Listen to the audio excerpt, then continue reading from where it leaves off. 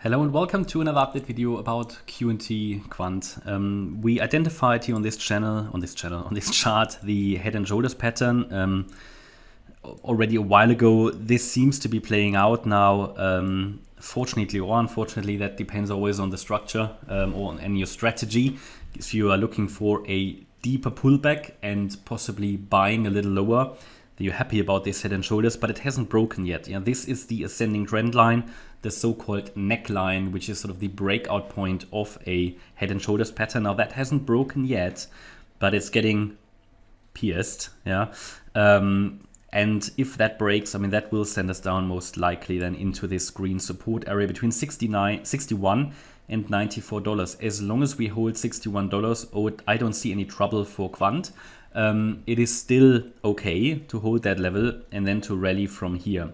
So ideally, we do not break below $61, but if we break the neckline, then I think the first test of support will be around $100. That's just purely a psychological support level. And below that, we could head into this green support area. So something like that could occur and then a rally from here. I will certainly add to my QNT portfolio if we get into this region. I didn't do anything in this region here, but this would be a nice lower entry. If it doesn't happen, it doesn't happen. There is still a chance to move up from here, but be aware that there isn't any clear setup anymore, at least not for a sustainable breakout in a third wave. Now, I shouldn't say that. There is one. It hasn't been invalidated. The blue wave count, and that's the reason why it's still on the chart, hasn't been invalidated yet. Even though we have a break below $112, that was our point of, let's say, failure. Below $112, we said, the blue wave count will certainly get much less likely in terms of, probabilities of working out.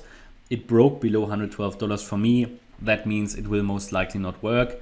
It can still work, but below the $106 level, and we touched it basically, but we didn't break it.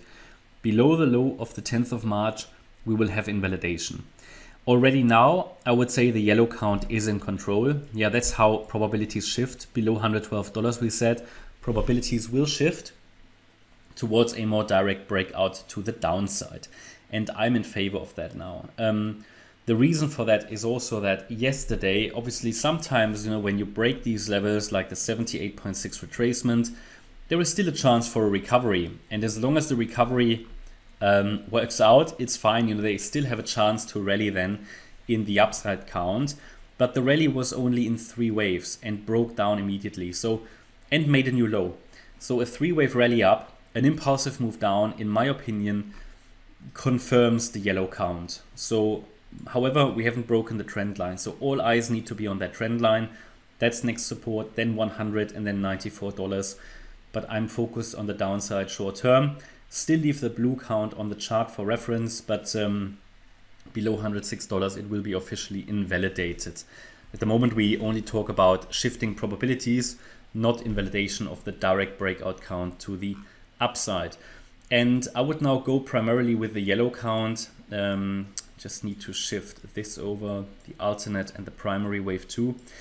I will go with this now as long as we stay below the $128 level, below the wave 4 high. Giving you a micro count for the wave 5 is really tough. It's a very choppy price action.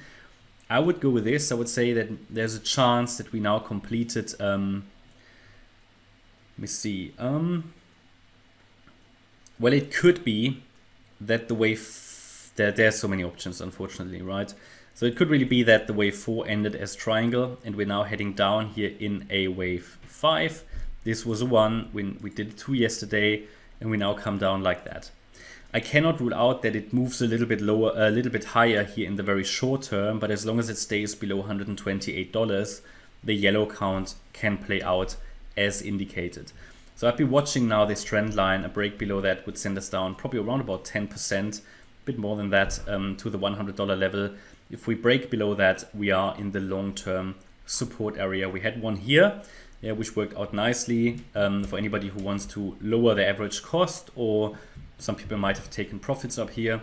There's another long-term entry down here in my opinion. But again, condition is $61 needs to hold. So be careful on the way down to buy. because obviously there is no sign. Until there is a sign the trend is reversing back to the upside, it will probably fall further. Always need to wait for signals in these markets. If you just try to catch the falling knife, then at least keep position sizes small. At least that is what I would be doing. Can't really give you financial advice on that.